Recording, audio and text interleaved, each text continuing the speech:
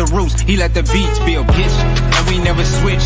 Even if I'm rich, I'll be broke like I'm Mitch. Niggas talking down, but that's headed in the wrong direction. But I knock that shit out like the boxing section. Cause they can't touch what they can't see. All I gotta do is be the same me. All I gotta do is keep it G. Always be the same me. While I'm solid, boy, they can't change me. No.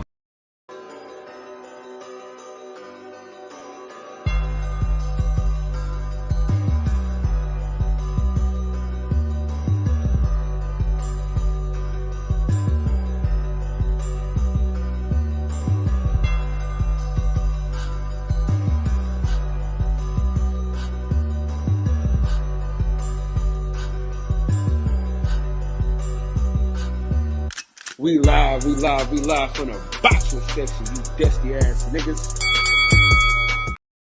What's going on, man? We live from the boxing section, man. What's going on? Listen, we got a very, very special guest, man. We got one of the best fighters to come onto the channel,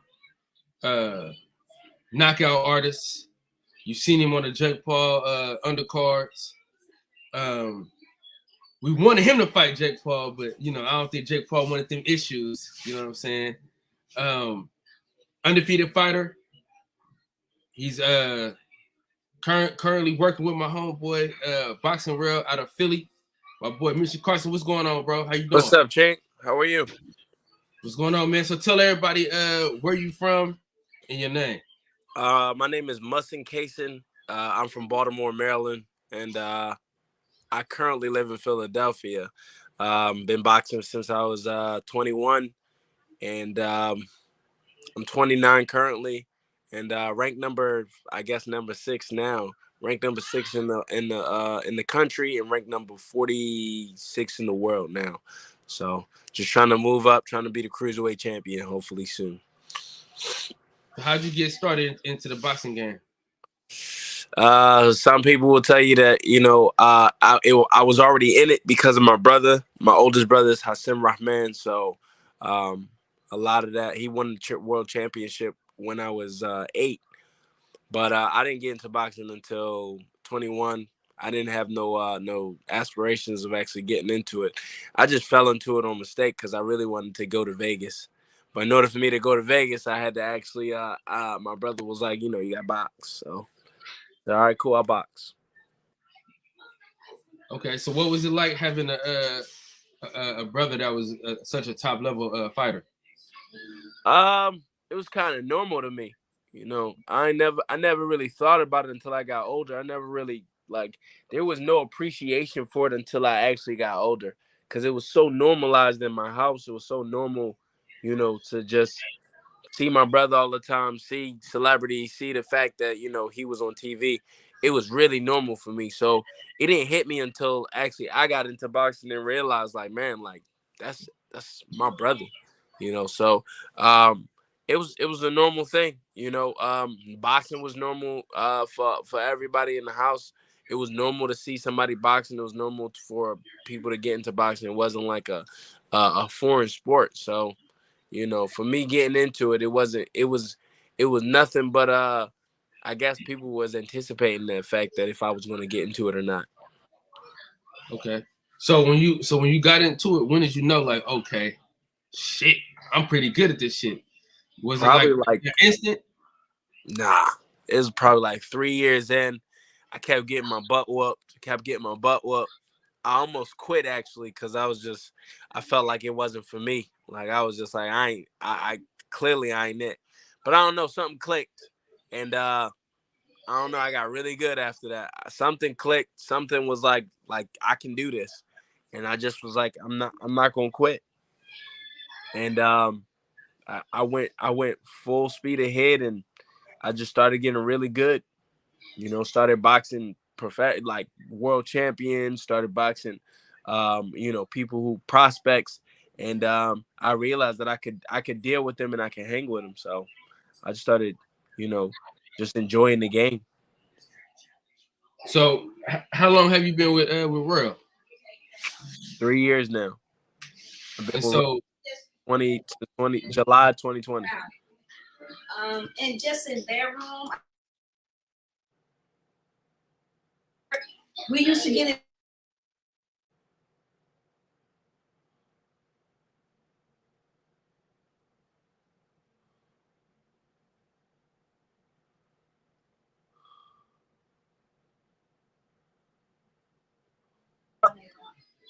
my bad, bro. What so how do you think he elevated your game? He helped me be a boxer. Like, you know, Rel is one of the best coaches because he saw what I was lacking and he helped me get to that point where, you know, I was a complete fighter. Before, I don't think I was a complete fighter. I think I was just, we knew I could punch. We knew I was a big, heavy hitter. And we knew I could take a punch. So we just like, you know, come straight forward. But with Rel, he didn't care about that. If we knew I could box, I mean, if we knew I could punch and we knew, then we weren't working on punches. We were working on speed. We was working on time. We was working on, you know, elevating my game to the point where I was a complete fighter, you know. Now, a lot of people are mad at Jake Paul for being a star off of YouTube. They might be mad at you because you're a star on TikTok, man. You know what I mean? I was a boxer before I was a TikTok star. So, Oh, okay. you know, people can always, if people don't know the story or people don't know what's behind the scenes, I only been on TikTok for 2 years. Like, no, matter of fact, 3 years. I've been on TikTok for 3 years. I've been on Instagram for a while, but I didn't start being an influencer until I went to camp with Jake Paul and KSI, and that's when I was like, oh, I see how they get in the bag. Okay. Let me do the same thing. But I was already 6-0 before I started actually doing the social media thing. Okay. Yeah, I didn't come into this from people knowing me from social media. I came into this by people knew from me from boxing, and then I started doing the videos. Okay. How important is it to have a social media presence? Very. Like, this is the day and age where social media is really the ticket seller. Like, you can't put butts in seats if you ain't got no fans. So in order to have fans, and you know, they've changed the game, you gotta have fans, you gotta put butts in seats. And so that's what's selling. And so it's very important to have a social media presence. And this is in every sport. Look at it at all the sports. They all have social media presence. Why does a boxing? No, most definitely, man. And you one of the funniest dudes, man. I appreciate it. So how did you become Muslim? Was it something that you grew up with, or was it I was something that born and raised Muslim. I was born and raised Muslim. Okay. Yeah, I was Muslim. Being Muslim was I've always been Muslim. It just, you know, I think that's why it comes so natural to me to make jokes, because I've never known nothing else. I've never been Christian. I've never been anything else. I just was always Muslim. But what happened was I started like really embracing the fact that I was Muslim, because before I didn't. But embracing the fact that I was Muslim and being unapologetically Muslim is what really helped me in my boxing. Helped me in my boxing career. Now, how important was it for you to change your name? Very. I think that's what really blew it up, because, you know, there are several Muslim boxers, but there wasn't no the Muslim boxer. And so when I changed that name, it was a kind of a statement name that people saw, like, oh man, that's the Muslim boxer. And it stuck with it, because at first I was kind of skeptical about it. At first I was like, man, I should just change my name to Muhsin Cason, blah blah. But I said, let me change my name to the Muslim boxer. Let me just flow with it real quick. And it came to fruition, you know, probably a year and a half, maybe 2 years ago. You know, I started blowing up on TikTok. I started blowing up on Instagram, and I was like, I can't stop. And in order for me to do that, I got to just keep hustling. So ideas started flowing. I started meeting people. I started kind of observing what they did in so many ways, and that's how I got to that point. You know, I used to do videos when I was younger. Like I used to just, do like corny little funny videos, just randomly. So I was always creative in that way. I just never used it to make money until now. Right. And what would you say was the most important aspect of that camp? Was it seeing them do their social media thing, or like being around them? What was the most important thing you took away from being in that camp? What I took away from being in those camps was these guys are professional entertainers. And I made $500 for my pro debut. They making 1.8 million. That's all I needed to see. And what I took away from that camp was I'm gonna be a sponge. I'm gonna just ask. If I don't know something, I'm gonna ask them. I'm gonna pick their brain. I'm gonna see how they act. I'm gonna see what they do. I'm gonna see who they are as a person and see how they are on social media. And I'm gonna go. I'm not gonna follow them as far as how their personalities are, but I am gonna take little jewels and gems from from their work ethic and how they represent themselves on social media, and I'm gonna run with it. And so it was really thankful, thank God to my manager and my management team, home team management. They're the ones who really helped me and put me into those spots. So I can't complain. That's how I learned how to monopolize my social media and monetize my social media. I just kept learning. I kept watching them. I'm watching what they do. I'm watching how they act. I'm watching what they, how they're getting all these followers and all that other stuff. I said, let me just follow the blueprint. Now, do you blame boxing for them being able to just come in and do what they've done, or is it like a testament to how hard they work outside of the boxing game? I think it's a testament to how hard they work outside of boxing. Because if you really look at it, like boxing has always been that type of boxing. It's always been whoever talked the most trash and can put butts in seats, they'll do something. Look at Mayorga. Mayorga got that fight with Oscar De La Hoya not because he was good, it's because he talked trash and he was an entertainer. That's the only reason. Conor McGregor got that fight. Like Jake Paul and them, not the first people to actually get into boxing off of their social media, off of their likeness, or get a fight because they talk so much trash. Floyd was talking so much trash. When back when Mike Tyson and so many others was talking trash, they talk trash. Matter of fact, even Muhammad Ali was great. But he was getting those fights because they wanted him to lose more than they wanted him to win. And it was because he was a mean trash talker and he was a social guy. He had that, man. If Muhammad Ali would have actually had social media back in his time, he had the most followers because he talked. He was a talker. He was an entertainer, and he was more. He was not like a one-sided person. He was multi-talented. And so he was able to do more. He was a poet, he was able to do a lot more. So that's why. Look at Floyd. Floyd, same thing. They wanted him to lose more than they wanted him to win. So do you think, because me and one of my homeboys, we think that he gets unfair criticism, right? Who? People always Jake Paul. I think he gets unfair criticism as it pertains to like the fights that he's chosen, right? But it's like all boxers, their first couple fights are like that. Me, like, yeah, I fought cab drivers. Me and my coach always say, like, I fought cab drivers for a majority of my fights. Of course you got your tough ones. When I fought Montez Brown, he was 8-1 when I fought him. But everybody fight cab drivers. Tyson ain't fighting no like real hard dudes. He fought 19 fighters in 1 year. You think he was fighting super good fight? No. Like people always got criticism until you actually break down the facts. Everybody, but that's what really tells you don't know. People don't know nothing about boxing.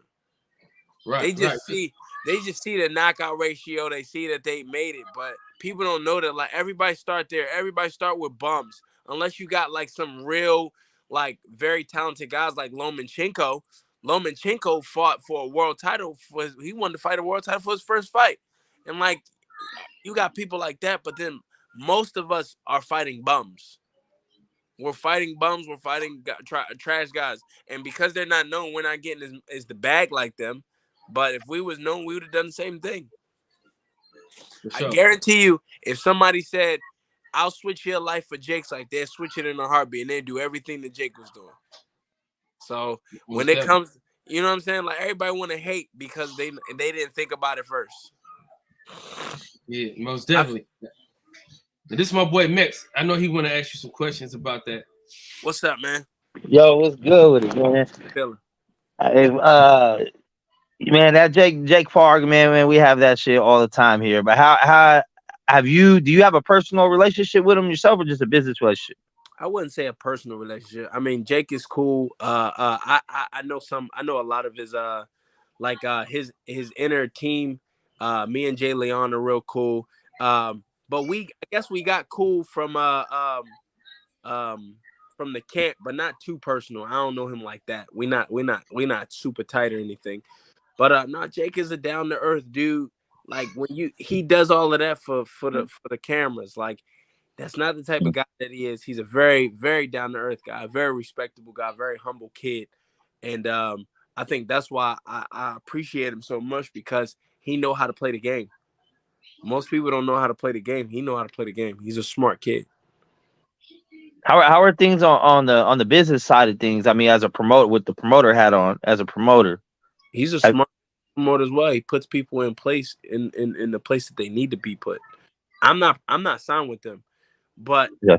as far as being a part of that Jake Paul camp, stuff like, he has a team. He's not just working by himself. He has a whole team, and because of his team, like they're doing phenomenal things. Like, I mean, nobody's just gonna just sign with somebody just for no reason. Who you currently signed with? I'm currently signed with. I'm not signed with a promotional company. I'm signed with my home team management. Oh, okay. Yeah. So you're able to just go wherever you can get a fight at. Wherever they call me at. And you know, the great thing is, because I followed in Jake's footsteps, you know, I get on big cards because of my social platform. And so, like I said, why hate on him when I can just learn from him and do what he do? And clearly it works. Yeah. That's what we've been trying to tell people for like the longest, but you know, he got a phone call. Yeah, that's what we've been telling. We've been making that argument for a long time.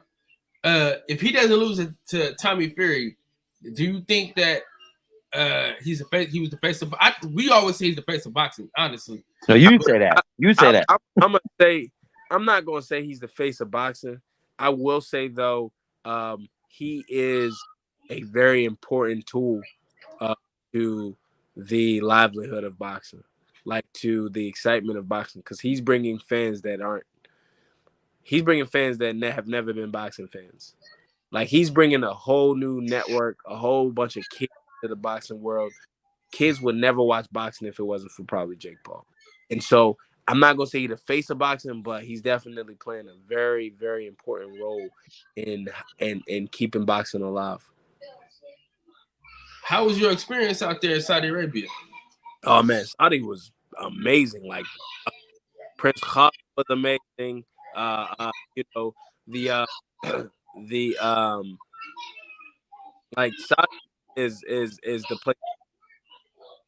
King Sports, like, they really treat you like kings. The hospitality is great. You know, the professionalism is great. Amr Abdullah, who's part of Skills Challenge, he's been doing an amazing job. Yeah, they've been amazing. So being Muslim and being there, how awesome was it to kind of get that experience? Oh man, I've been there 4 times already. Okay. That was it felt like home, you know. Just the fact that it was so many, I felt so happy to be Muslim in that time. And like, when I really said, you know, the takbir and everybody said Allahu Akbar, it was an amazing feeling. And so I just appreciate the fact that, you know, I was able to be on that platform and be in front of so many Muslims at that time. Like it was a blessed event, and I definitely look forward to being back soon.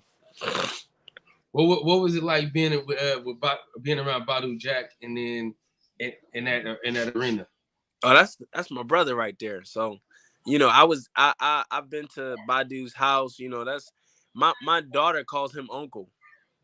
You know, that's my guy right there. So, but being on the same card as him, that was amazing.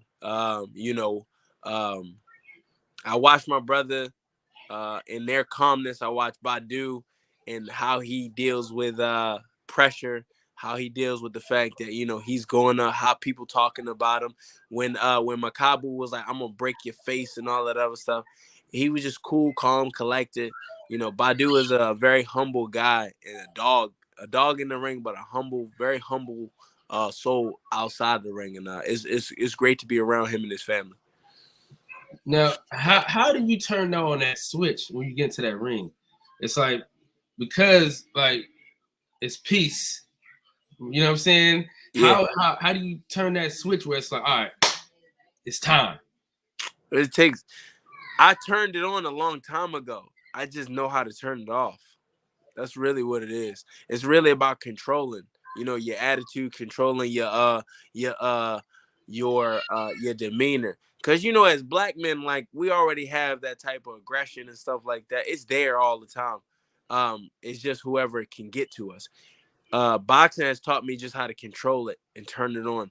I can turn it on always. I can always get aggressive, but what happens is you when you find out and you know that how dangerous you are, it's no point of being dangerous to anybody else. It's always like, man, you already know what you can do. I'm not afraid to figure out what I can do in a fight. I already know what I'm gonna do in a fight. So I might as well just be nice to people and not show that side. And I think it's a great thing. Like Islam is really what helped me the most because Islam teaches you how to control your desires. And desires are on a lot of levels.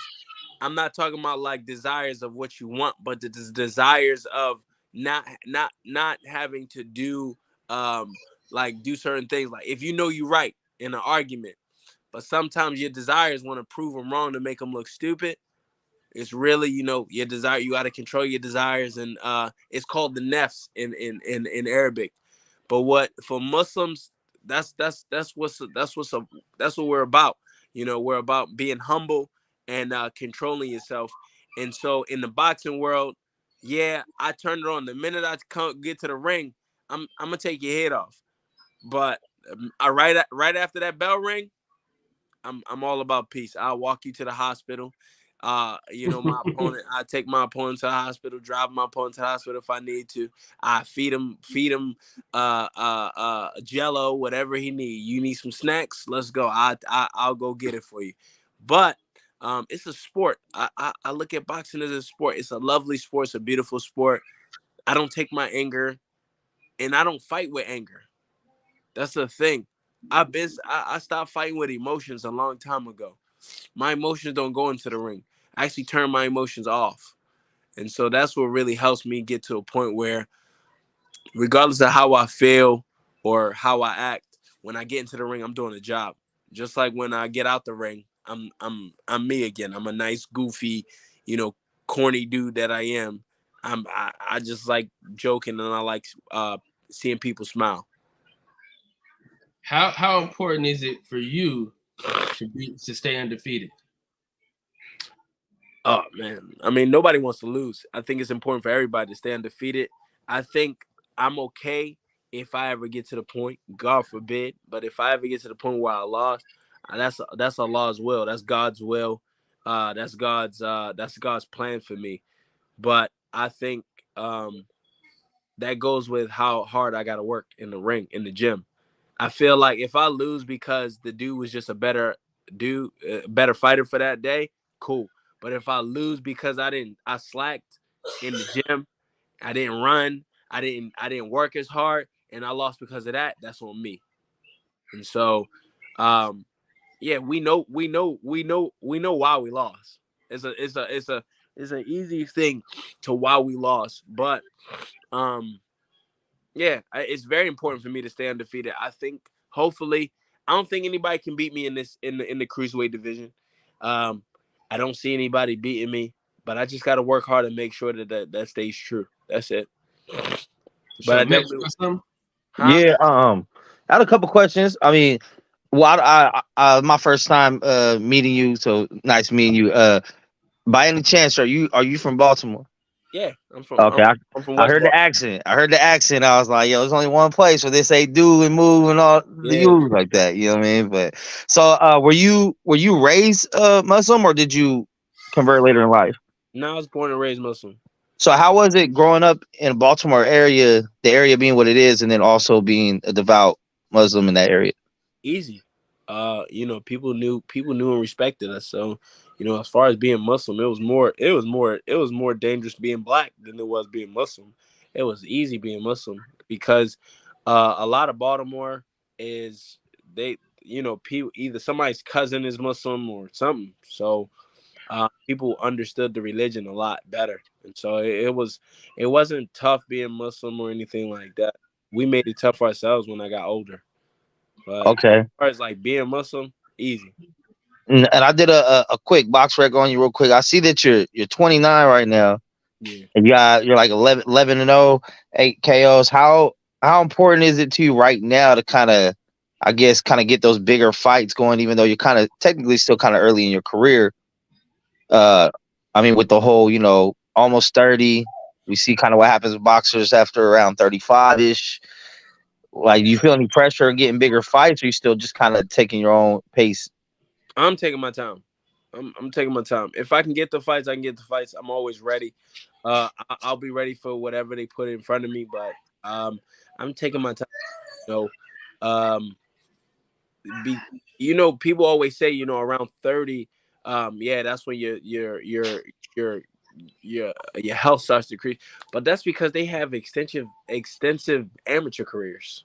Mm, They've been boxing since they was like 8 years old. They have 400 fights in their amateur career. Then on top of that, they've been boxing for all. I only been boxing for 7 years all mm. together. My amateur and my pro career. Oh So shit. as far as the damage, I haven't taken a lot of damage in my childhood and stuff like that. I haven't taken, I'm not taking, damage, and been doing this for so long where my body is deteriorating because I've been boxing for so long. I only been boxing for 7 years. It's kids that have been boxing longer than me. Yeah. You So know, no CTE yet. You good? nah, I'm good. And God forbid, hopefully I never get that. But for the most part, like I said, I always say, like, it's in God's hands. I could go fall on the, fall down the and get more damage than I do in boxing. Yeah. So, it's all about God's plan. But as long as I train hard and make sure that I'm not slacking in any of those areas, I'll be okay. You know, I would love to talk like this for the rest of my life. Stay sharp, be as on point like a decimal. But yeah, other than that, I'm not really worried about rushing the career. I appreciate this journey that I've been on. It was a tough journey to my last fight, and things have changed around for me. But I'm not worried about trying to push the limit. I'm enjoying every bit of the experience. How do you see yourself? I guess I want to say kind of like progressing in a, for lack of better words, kind of a lost division. Like I think that the average casual probably. I mean, me personally, I follow boxing pretty well, and I don't even know who all the champs are at cruiserweight. I feel like cruiserweight's kind of that in between division where it's kind of like people get lost in the sauce a little bit, end up moving up or moving down. Uh, do you see yourself being like a superstar at that weight, or do you see yourself going up? Nah, that's the point. I'm because it's a lost division. I'm gonna make it. I'm gonna make it my division. There you go. I'm gonna make it my division. Why not? I got the fans, I got the followers, I got the fan base in order to make it a division where, yeah, people might not know all the champions in that division and all that other stuff, but why can I be the person that everybody know? Just like why can't Chocolatito? Nobody was watching. We was watching like some small guys. But you can't tell me everybody that's in Chocolatito's division. No, absolutely not. I don't. It's hard for me to follow the little guys too. That's always been a I can't watch thing. school. Sorry, what were you saying? Sorry. No, we're saying it's hard to watch the little middle schoolers get in. Yeah, you know what I'm saying? Like, exactly. Chocolatito, you know, a lot of people in there, even the 135 division, people didn't know that until, you know, people started going in. Devin, I'm getting calls. 1 second, y'all. All right, but yeah, you know, Devin Haney, they made that division popular. I can make my division popular as well. And so I just feel like, you know, even though it's a they say it's a dead division, Jake Paul is in my division.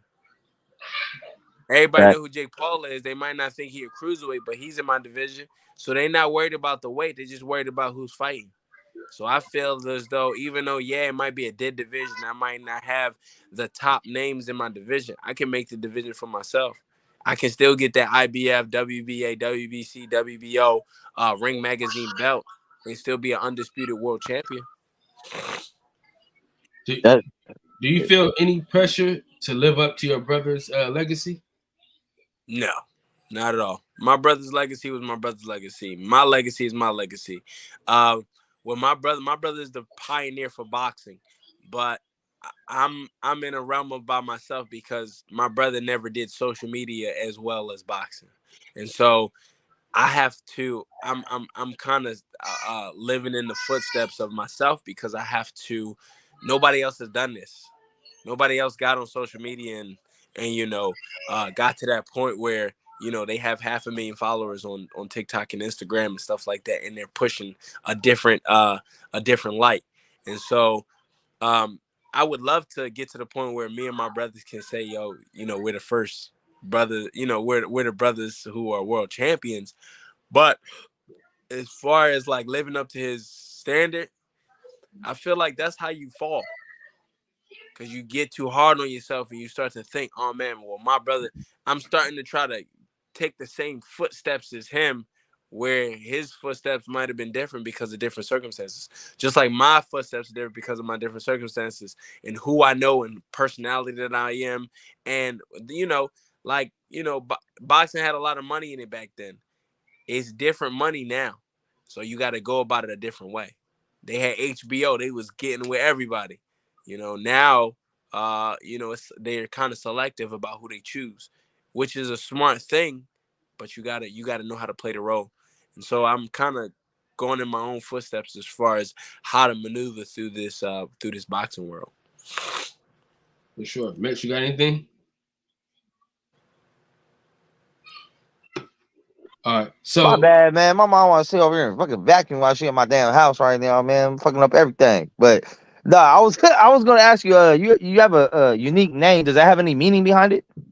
Yeah, Muhsin means one who worships God as if he can see God, watch him, worship him.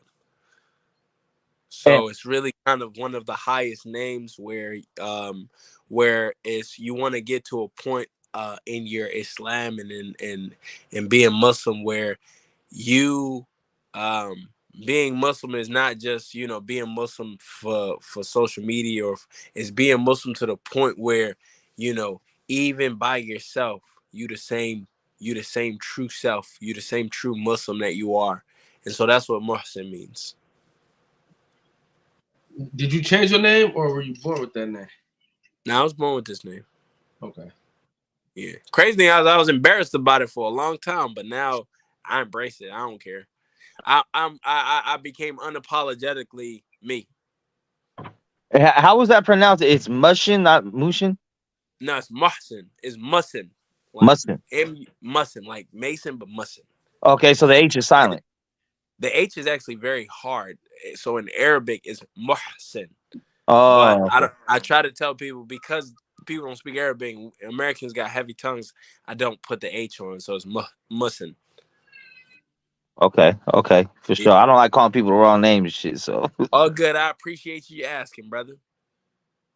Most definitely. So now we gotta get into the games now. All right, so We do this on we do a thing on the show where we take we say like it's called fantasy fights, right? You got your opening bout, your co-main, and then your main event. All right, so you could take two fighters from way back then, or two fighters right now, or you can take a fighter from right now or a fighter way back then, and you could put them against each other. So you got your opening bout, you got your co-main, and then your main event. Opening bout is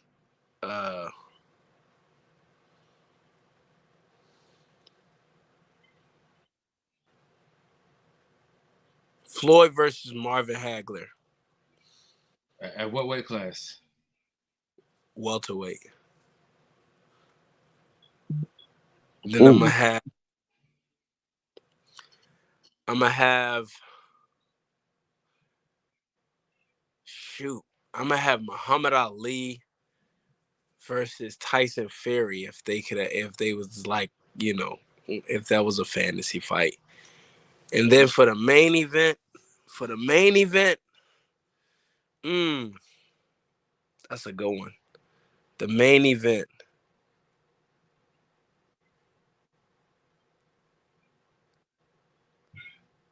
What would I want to see? I want to see a banger. So I'm going to have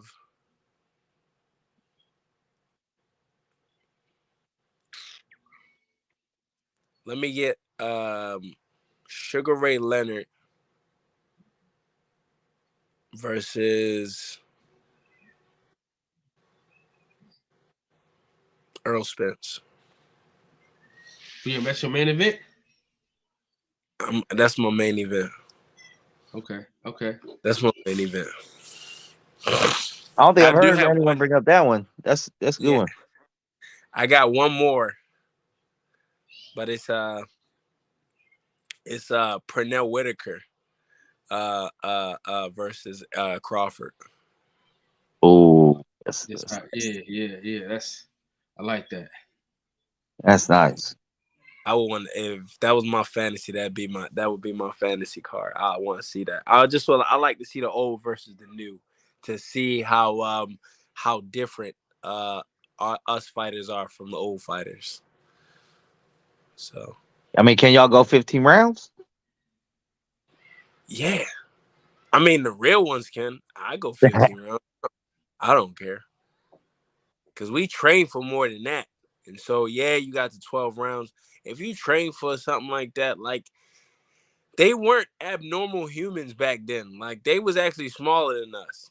Muhammad Ali was smaller than me as a heavyweight. They weren't like some abnormal guys. We could go 15 rounds. It's all a mental thing. That's all it is. It's just a mental thing. I believe all the world champions nowadays could go 15 rounds.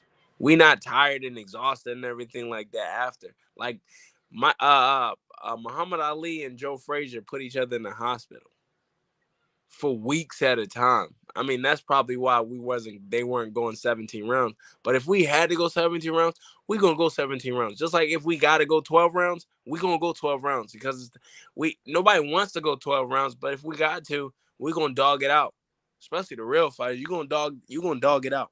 What about further back in time when they was doing like 20 something rounds and knockdowns, you get right back up and get pounced on again, like Jack Johnson days. Do we still got the same skills?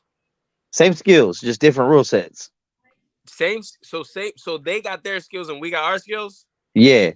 They going to sleep. Oh, yeah. Going to sleep. They going to sleep. You talking about modern day boxing? Yeah. Modern day boxing versus that, the boxing like they was doing that. Oh yeah, going to sleep. What? Cause you don't know what's coming. You don't really know what's coming like that. Like you probably going overhand rights, a check hook, a lead left hook, a lead uppercut. They weren't doing those back then. Hey, but you don't know what's coming from that underhand shit either, though. You ain't never find nobody who did that shit. You right. We don't know what's coming, but they weren't even boxing back then. They weren't even moving around. They had two left feet. They was grappling. If you ever watch a Jack Johnson, Jack Dempsey, all those fights, they wrestled half the time. Like if you really watch their fights, watch a Jack Johnson fight. Matter of fact, watch Jack Johnson when he fought for the heavyweight championship. The man was they was wrestling. It looked more like MMA than it did. Now I will say though, like Sugar Ray Robinson, yeah, you might Yeah. have a problem with him. Joe Louis, you might have a problem. Muhammad Ali, you might have a problem with them because they could box and they were used to horsehair gloves. that's another big thing I was gonna bring up. The equipment. They was used to horsehair gloves, and horsehair gloves feel like bricks. Yeah, you can So move that shit around. they was used to horsehair gloves, and they could move. So I think it ain't gonna be as easy. But like Jack Johnson, Jack Dempsey, going to sleep. Now here's a big subject matter I'll bring up to every fighter we have on here, and I think it's like the elephant in the room when it comes when it comes to clean boxing. Oh, okay.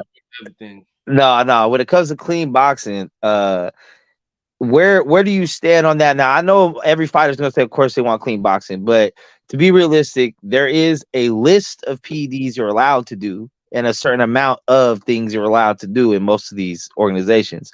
So, is clean boxing truly just what you're allowed to do, or is it just not anything that doesn't come from food should it be in your body? Clean boxing is what you're allowed to do. Yeah. Okay.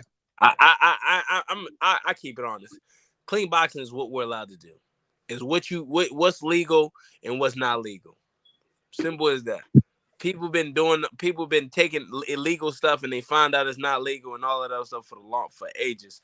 I'm not really worried about that. It's about, all right, if it enhances your power, we got a problem. If it just enhances your energy, I don't care. I don't know, man. You just made a discussion that y'all could go 15 rounds, but y'all including that. It ain't gonna enhance your chin. Yeah, that's true. It ain't That's gonna true. enhance your chin. You can have as much energy as you want. Once I hit that chin, it's gonna be different. So you can be on as many PDs as you want. Not you be all steroided up, have a bunch of energy, and get put to sleep. Factuals. So as far as like the PDs, I wouldn't say I would never use them. You know what I'm saying? Ethically, morally, nah, I don't want to cheat. If I know it's cheating, I don't want to cheat because it's like getting a reward for knowing you cheated. Like in the back of your head, you're not really like that. You had to get help, and so for me, I'm good.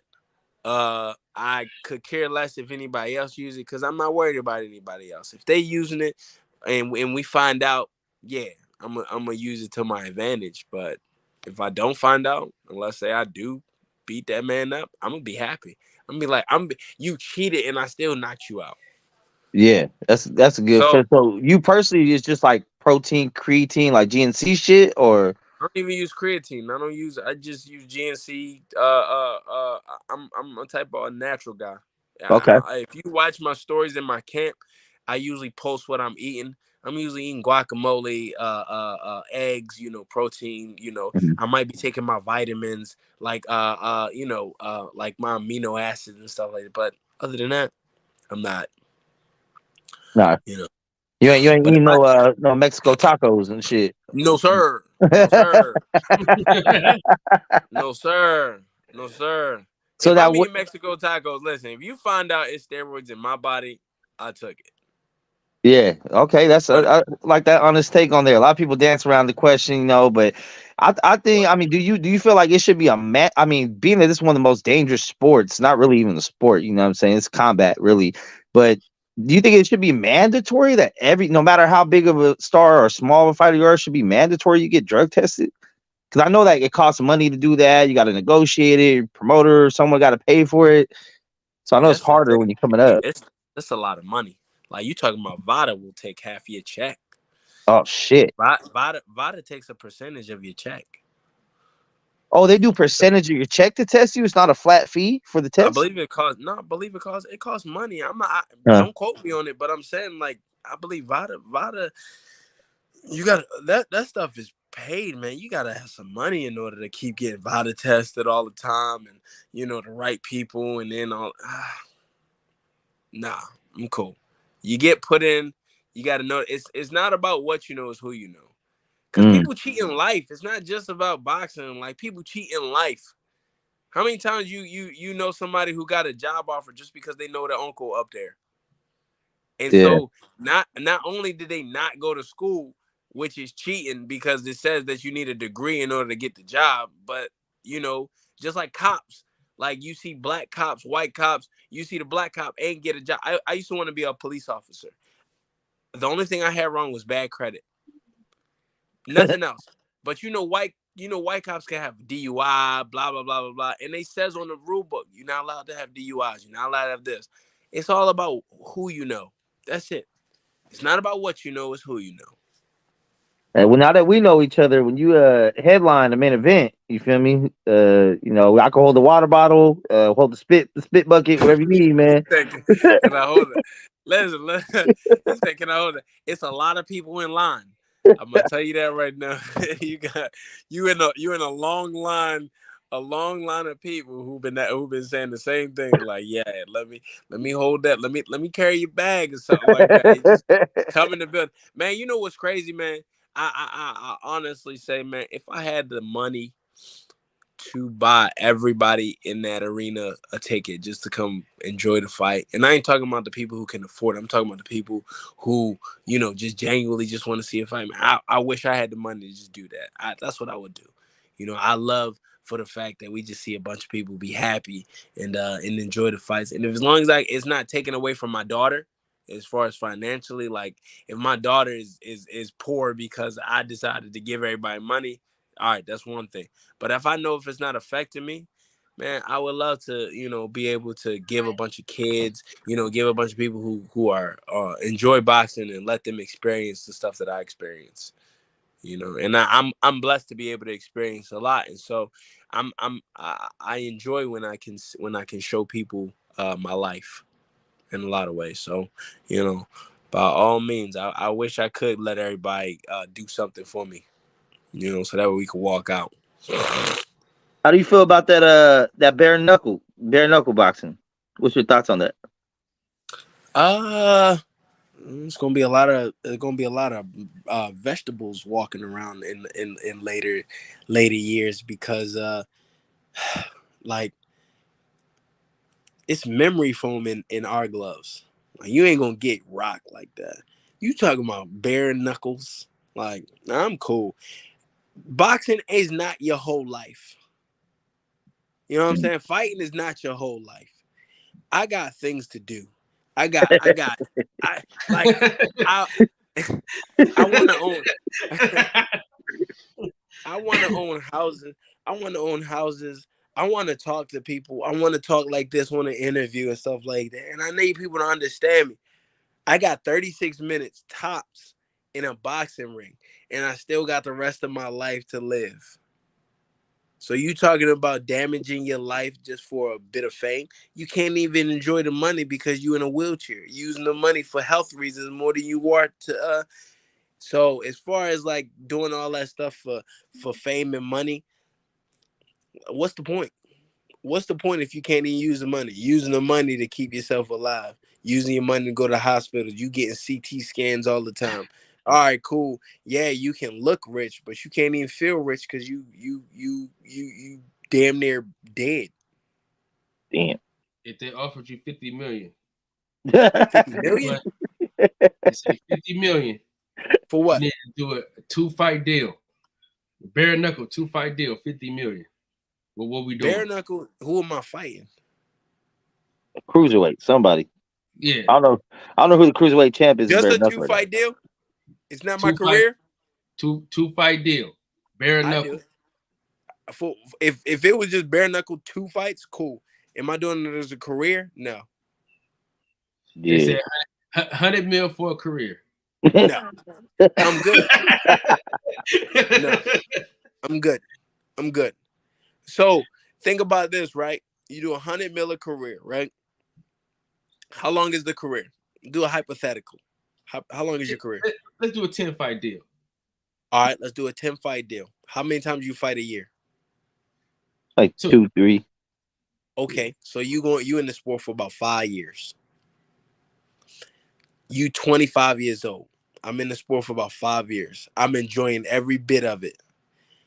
I turned 30 and my cognitive functions shut down. And now from 30 to, let's say I die at 70, I'm over here like I can't walk. My brain is mush because I fought all them fights and they all went the distance. I ain't knocked nobody out. I went the distance with everybody. But you are a And now, knockout artist. Yeah, You you're are a knockout artist. you're right. a knockout artist, But so that don't. Hold on. that's You why a knockout artist, so it I'm a don't count. knockout artist. I'm a Yeah. knockout artist. Am I knocking these dudes out ASAP? I mean, you would have to if you don't want to take more damage. First round, get them out of there. But imagine, right? Imagine now I didn't knock them out because you can't knock everybody out. Yeah, don't get You hit. know, knockouts come when you strategically get to the point. Knockouts don't come all the time especially if they as good as you, they don't come like that. Like look at Errol Spence, look at Crawford, look at Triple G. Crawford still not pulled out. They started going the distance when they started getting to people who were on their level. So imagine I'm fighting for a title or something like that, and these dudes on my level, it ain't gonna be as easy to knock them out. I'm gonna have to take a couple licks, and them licks might be the point where I can't walk with my daughter no more because I might fall on the street or something. Weren't they saying that it was the gloves that were causing most of the brain damage? Just the bigger, like, I don't know. I saw something like on some science shit, like even like the sparring gloves, the 16 ounces, make your shit rattle more. So wouldn't bare knuckle I'd probably be a lot more cuts and maybe broken hands, but wouldn't it be less impact? Broken hands, broken face, just ugly. It's ugly. It's hamburger meat for real. Yeah, hamburger meat, and then you looking like stomped out gum for the rest of your life. But you got money though. And so this guy, he doesn't believe that referees should stop the fight. He believes that you should definitely die in the ring.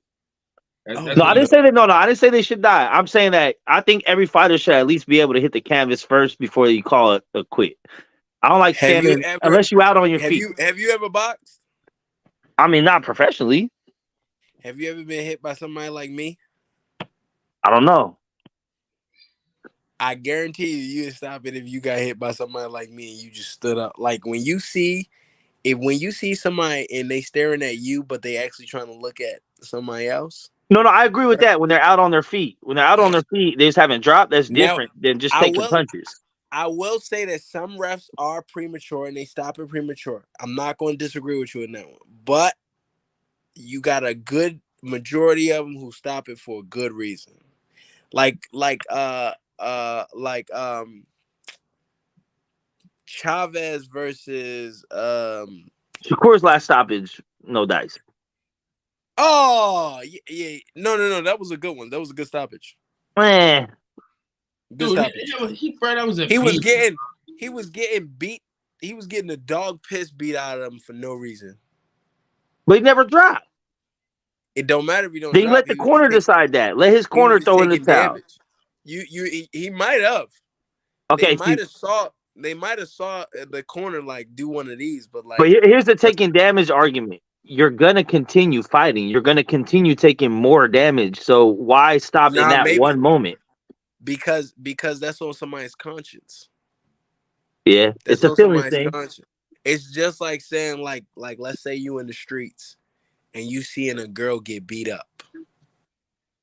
Oh yeah, you gotta step in. You gotta handle your business. You gotta handle your business, regardless of how you feel or whatever like that. Yeah, let's say it's the girl's fault.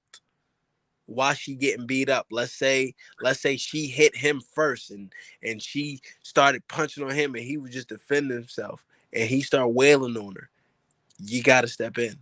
You know what I mean? And because you don't want the girl to get hurt like that. But this is two men though that signed up to fight. That signed up with the knowing that things could go bad. They signed up to fight, not to die. But that's a possibility when you step in the ring. Of course, it's always possible, but it's also the refs.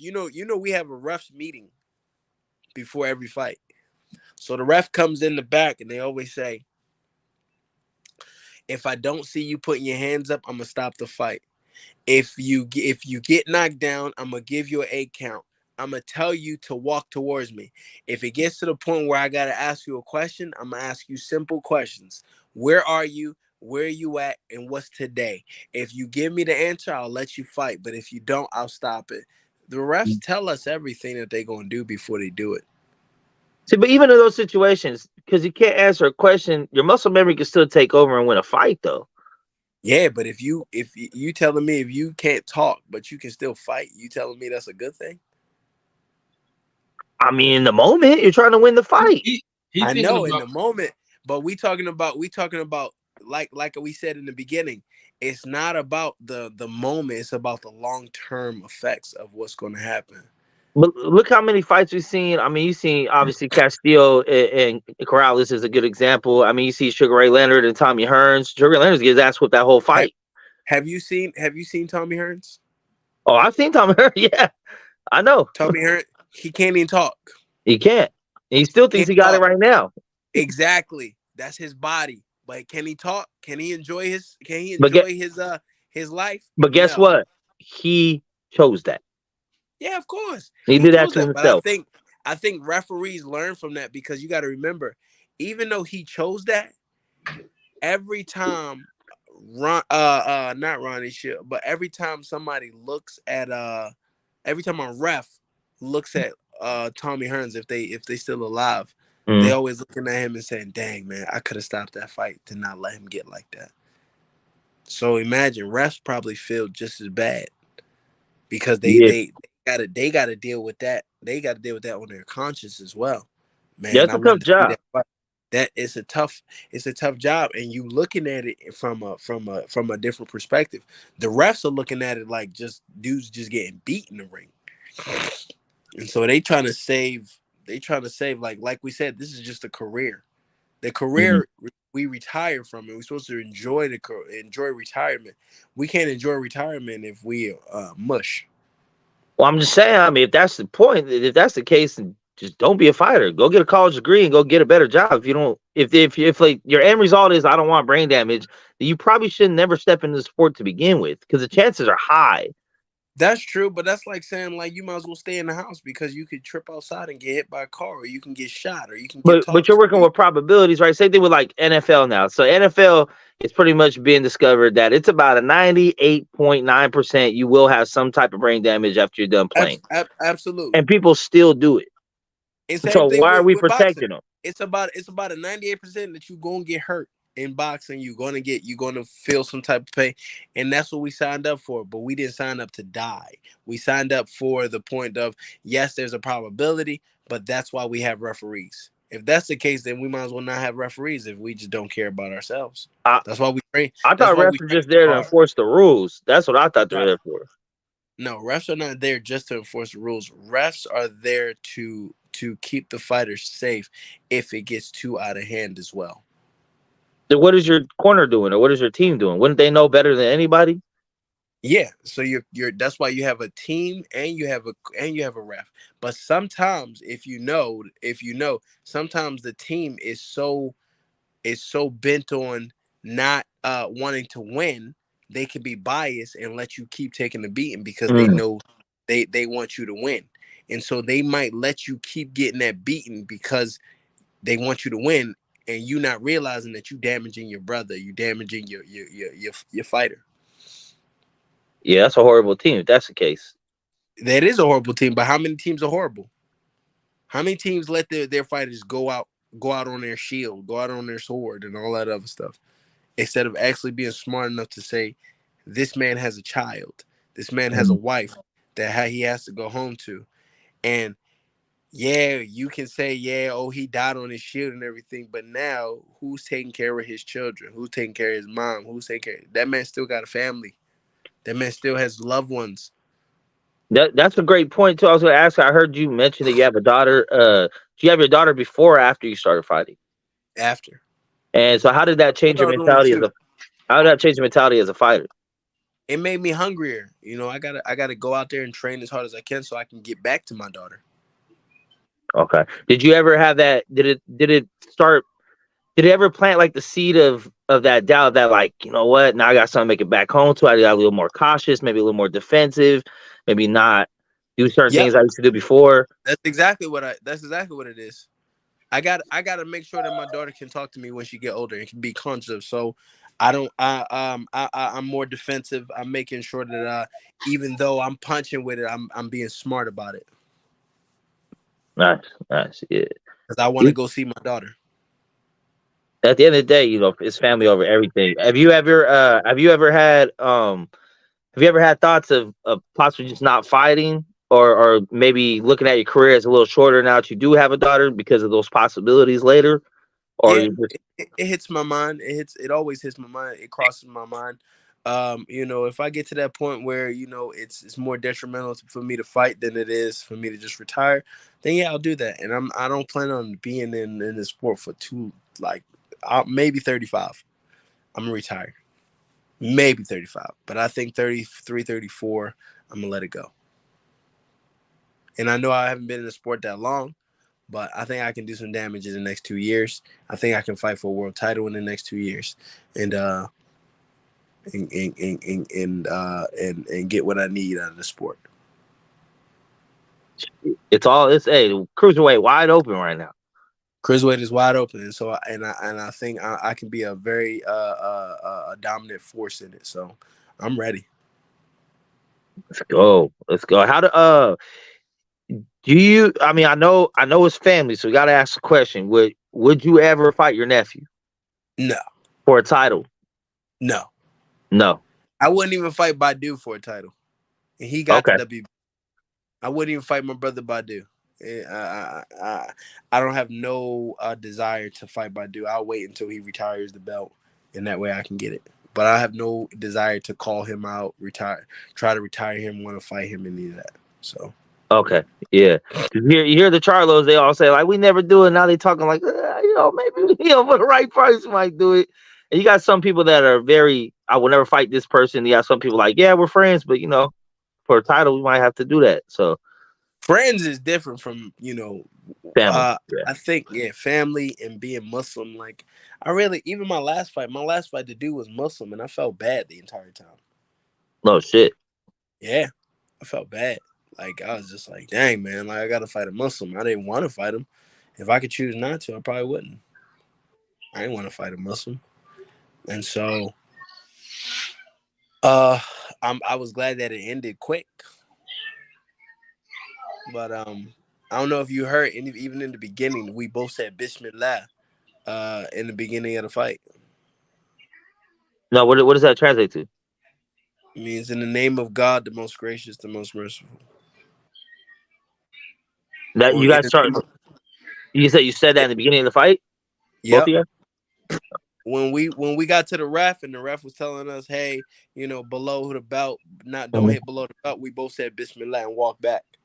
And I said it first, he said it second. And so we do that, like if we eat, and it just really means in the name of God. Okay.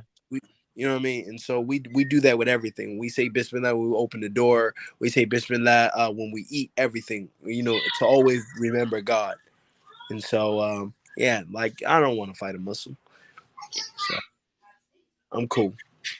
I definitely don't want to fight my nephew. Yeah.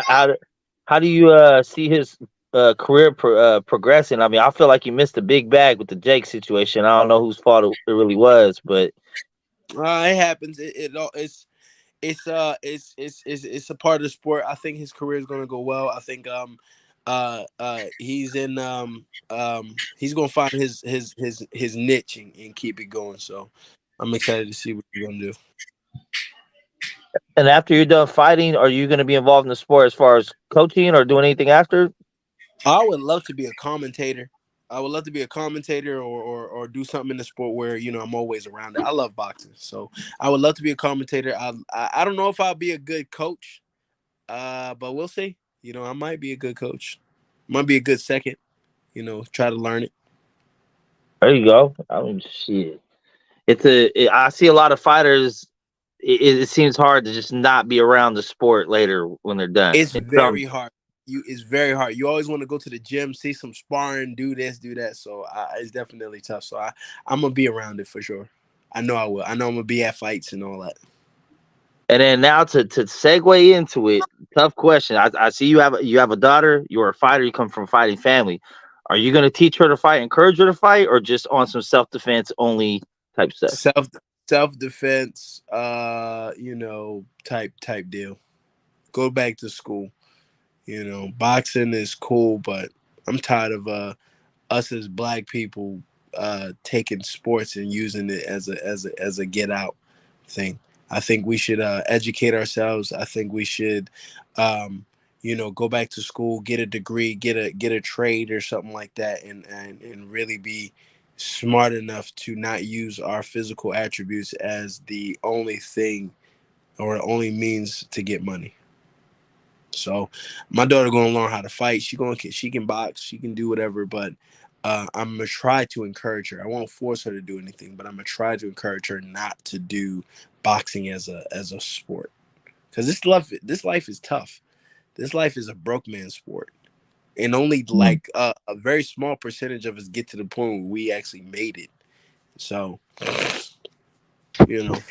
So what if And she's also, like, Dad, even when you make it, you don't even know how to keep it because you have no education. Financial literacy is a problem in our sport. So I would say go back to school. Yeah, that's a great answer. Man, if she came to you and said, "Nah, Dad, I'm gonna be a fighter. I'm gonna be like you. I'm gonna be like my uncles and cousins doing it." Hey, I'm gonna support you. I'm gonna support you. Whatever you want to do, whatever my daughter wants to do, I'm gonna support her. I'm never gonna force my daughter to do anything. And so if that's what she want to do, she really got love for the sport and she want to do it, I'm gonna support you. But I'm always going to tell her like, hey, you always got other options. This Right. ain't your this ain't your this ain't your ride or die. Like you gotta die in the sport. Like most of us die in this sport.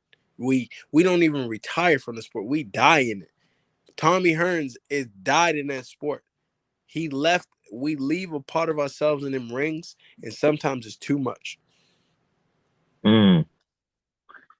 Do you have like a now that you're saying that, do you have like I know you with your religion and everything, do you have like a more spiritual look at combat between two men? Like you leaving a No, I don't think I don't have a spiritual look at it.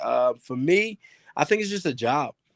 I look at it as a job. I look at it as a passion. I look at it as a career. But I also look at it as a means to an end. mm, It's a means to make sure that my life is comfortable, but and I can live my life. But it ain't as far as that. I don't take no emotion out of it. I love the sport. I love the fact that I look at it as a game of aggressive chess. But mm. other than no, I don't look at it spiritually like that. I think it's helped me personally, um, help me be a better Muslim because I'm unapologetically a boxer, so I'm unapologetically a Muslim. But for the most part, no, it hasn't helped me. We got a great question from my brother Combo. Said, what was the trick of training during Ramadan? Staying hydrated, in the morning. Like instead of trying to eat a bunch of food, coconut water, watermelon, water, eating like oatmeal, something like that to hold in your stomach. That's what you have to do. Because when you break your fast, you want to eat anything and everything. But want to have the discipline to like really control yourself and really eat what you need to eat and not what you want to eat. That's what helps. And then of course the mind is strong, so you can get through a lot. Nice. That's a good question. Shit. On you, Kyle. the hardest part, I think being Muslim, man, is probably getting rid of the bacon, man. Honestly, that's like the hardest part for me. But you know what's crazy though? It's not really hard, like because when you become Muslim, like let's say you became Muslim tomorrow, it ain't. People got it twisted. Like being Muslim is not you gonna stop everything cold turkey right then and there. You have to gradually let being Muslim and let Islam be in your heart. And so you might be eating pork or eating bacon well into you being Muslim, but it's not about the fact that you was eating pork. It's about if that's your addiction, if that's your stronghold, then ain't nobody gonna tell you, yeah, cut that off right now. It's like a gradual thing, like gradually go cold turkey. Don't go cold turkey, but gradually cut it off. It's the same thing like dieting. You gradually take the stuff away. And you gradually get to the point where you are a great Muslim. But you don't just overnight become a Muslim, a perfect Muslim in a day. That's not even possible. It's nothing in this world that you can do that you can become overnight a perfect anything. And that goes for boxing, for education, anything. It's a gradual thing. You miss homework, you miss this, you miss a diet, you might cheat on your diet, you might not work out one day, and that's okay. And so when it comes to Islam, that's how Islam is. Islam is not a race, it's a marathon. And you running against yourself. That's it. So you know how fast you got to pick it up. You know what you, like truly being honest to yourself. You know what your stronghold is and what your weaknesses are. And that's all it is. It ain't about trying to look to anybody. It ain't about I always tell people, don't judge me, judge your mother. Because I always your relationship with God is the most important thing. Nobody else. Nobody's perfect.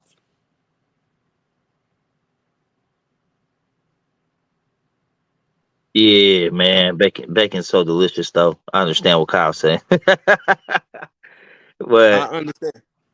pretty sure your palate changes after you ain't had it for a minute though. Of course, it's like going vegetarian or going pescatarian or something like dieting, stuff like that. Things Yeah. change. You just dieting off of it. That's all it is. I mean, so big question, man. Who's next for you, man? Where do you see your career path going? You want to call anyone out? You want any I'm not calling anybody out right now. It's just hopefully in the next year and a half, I want to definitely get to that point where I fight for a title eliminator, a title shot, and get to the point where I can put my name in the book. So not calling anybody out right now. I'm focusing on whoever's next.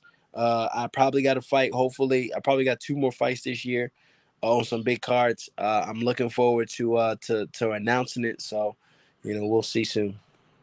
Would you ever side with MVP? Yeah, I mean, if the money's right, yeah, sure, of course, definitely. I mean, they have a great network with all the promotions. They ain't screwing nobody over. They not bad with anybody, for sure. Sure, for sure. So, We got one more game, man. We'll get you out of here. We're gonna have you in for a minute.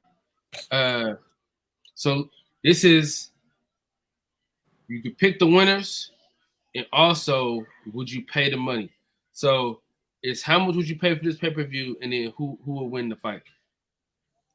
go. All right, let's do it. Oh,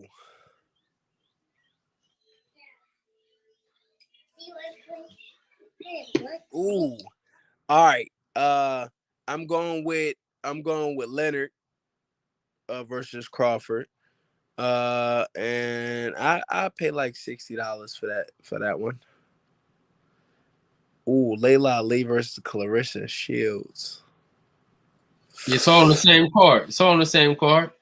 Oh, okay. This is the card. I pay a good 70. Solid 70 for it. I'm going with Leonard. I'm going with. I'm actually gonna go with Clarissa. Clarissa for this one. go? Whoa. And I'm going with. Yo, that would be a banger because somebody's going to sleep. I just don't know. I'm going with Tyson. This is custom model Tyson now. I'm going with Tyson for sure. Custom model Tyson. Yeah. I'm going with Tyson. Yeah. I'm going with Tyson. Andrew Ruiz got Reach. dropped by Joshua. Anthony So we Joshua. know We know he can get dropped. It's just about when. Because we know he can bang, but we know he can get dropped. And I don't know. Tyson ain't fight nobody when Custom Model was alive, so I can't really speak on that. But he ain't fight nobody. Who name one person he fought? Hey, I've been saying it from the mountaintop, bro. I'm just glad you're saying it too. Hey, listen. Okay. A lot of people say, listen, I say this a lot, and I get a lot of flack for it. I think he's overrated, but people they yell at me. They say, shame on you.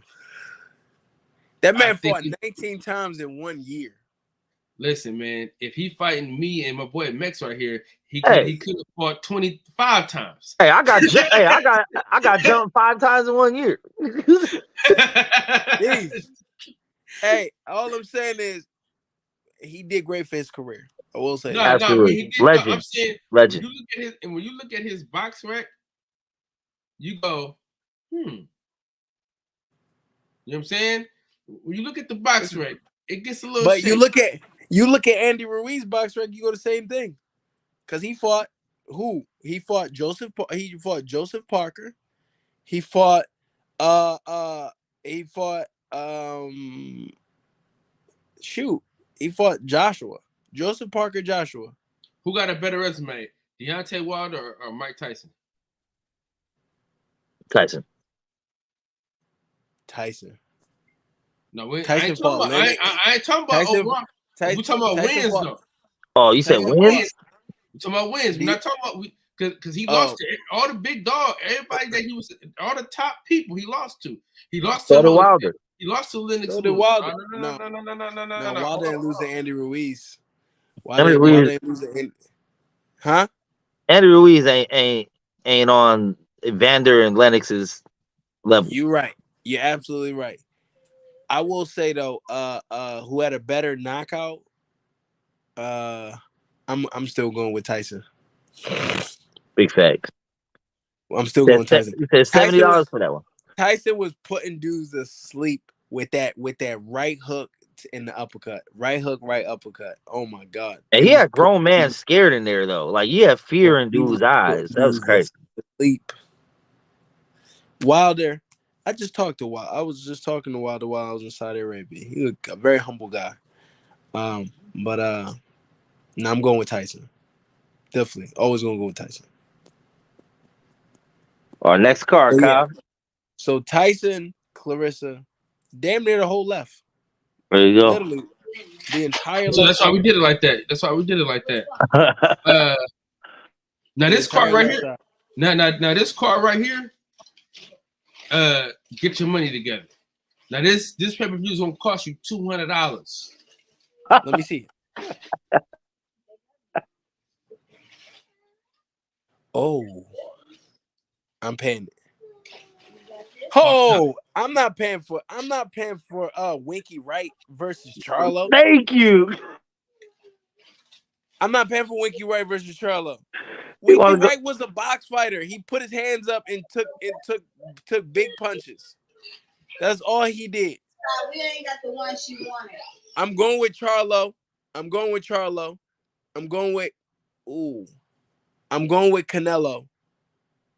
And I'm going with Sugar Ray.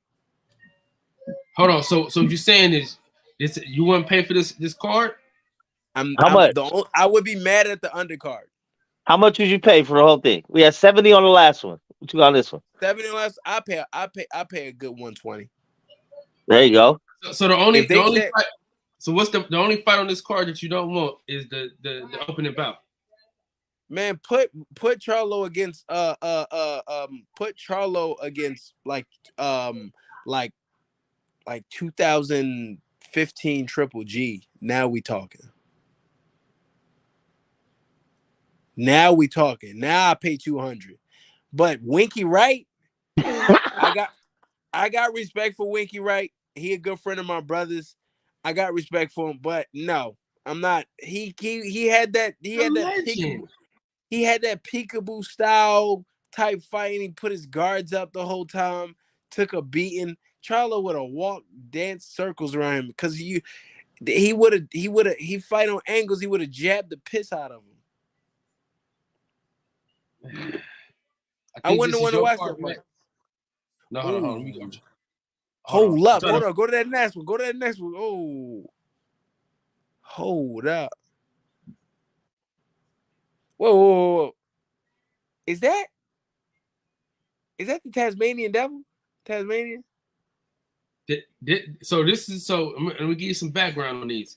So we do fantasy fight cards, right? So we allow people to make their own fight cards. And so basically and they made their own fight cards? Yeah, somebody Oh. made this. So my boy Kev, his favorite fighter of all time is Vinny Paz. Don't ask me why. I don't know. Why? Vinny Pazienza was not a good fight. Whatever. All right, that's cool. Listen. Vinny Pazienza is going to sleep. Hey, Kev gonna catch your fade for that one. Hey, listen. Hey, M. He also dates white women, so that's cool. That's cool. Vinny Pazienza is not even going to last 3 rounds. He's going to sleep. Now this is a good one. Oh yeah. Now this is a good one. I got this going the distance. I'm gonna take Marv. Yes, sir. I'm gonna take Marv with Roy Jones. Roy Jones was a firefighter, but I don't know. He was fast and everything, but Marv caught up to Ray Leonard in that fight. So I'm gonna go with, and then God rest his soul, but Muhammad Ali's getting put to sleep. He's too small. He's too small. He won't even touch Wilder. He's way too small. He'd be a cruiser right now, wouldn't he? He would be a cruiserweight. In this day and age, Muhammad Ali would be a cruiserweight. Muhammad Ali was 212. I'm 214. I weigh more than Muhammad Ali. Deontay Wilder is a big boy. Now, do you think Muhammad Ali can beat Fury? No, I don't. I think he would sit on Muhammad Ali. And I think it would be a real technical match. Both of them got good jabs. Remember, Fury fights like a 60-pounder. I don't know how he can move like that, man. Hey, Ali gonna rub that thumb in his eye though. Then what? That's cool. Rub that thumb in his eye. Guess what? He's still gonna get that 300 pounds of clinched up, laying on him. Yeah.